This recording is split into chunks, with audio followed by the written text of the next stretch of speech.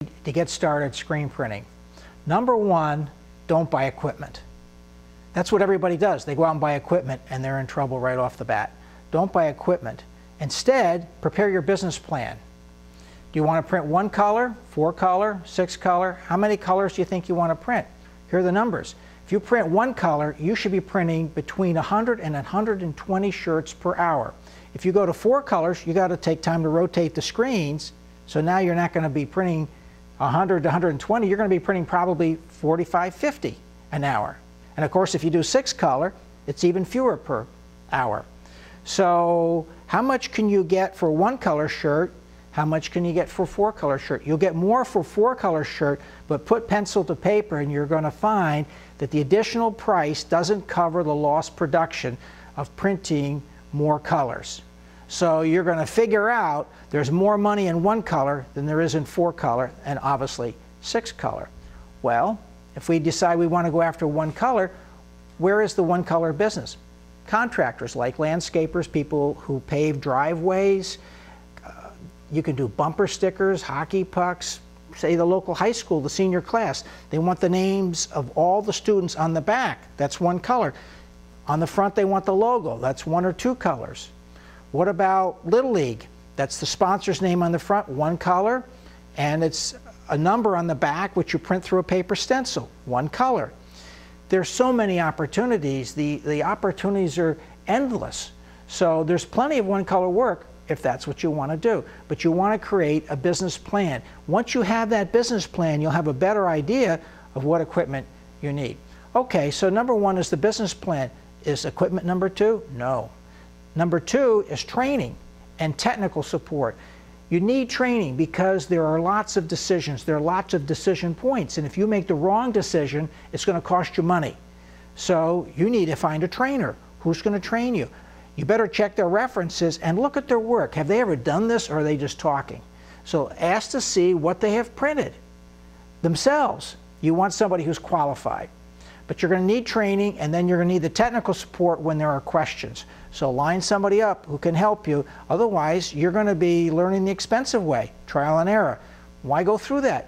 Have somebody who's already been through that so you don't have to waste your time and money learning the hard way. So that's the second thing, training and technical support. Okay, what about equipment? First thing you need is an exposure unit. Now, I won't go into exposure units because you can watch our video, Screen Printing's Best Exposure Unit, which is on video. However, budget-wise, budget $50, and that should cover it.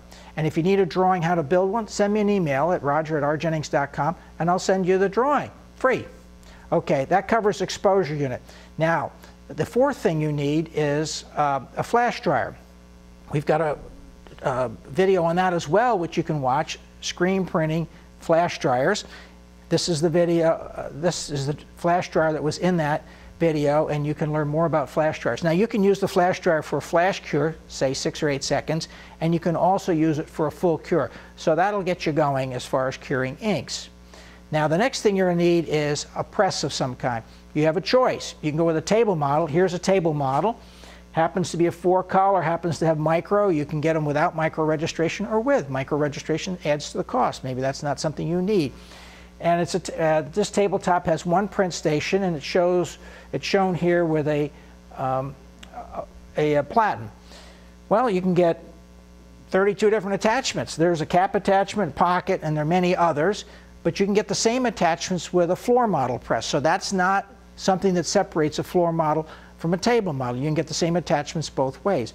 This press happens to have spring tension control, so you can adjust the tension on the spring, so if you have a big, heavy screen, it doesn't fall down, and if you have a small screen, you don't launch the squeegee into the next county. Well, that comes on floor model presses and table models also, so that's not separating the two.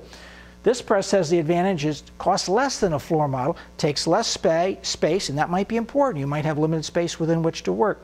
And being a smaller diameter, you're not pushing the screens as far, so you actually can print more shirts per hour. Well, what's the advantage of a floor model then? The answer is flash curing.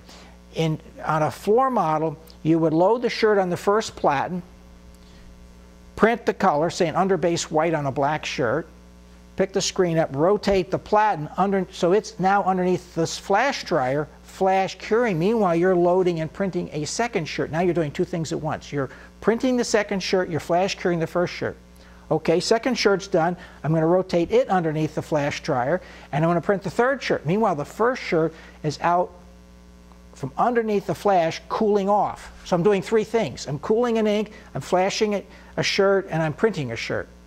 So you can get more productivity when you're flash curing when you have a floor model machine. And that's one reason why people go. Of course, they also go to floor models if they want to do 4, 5, 6 colors, or maybe even more. So there are advantages and disadvantages to different setups, and you have to decide what's best for you, and you won't know that until you do the business plan. So that's a little bit about presses. Next thing you need is some supplies.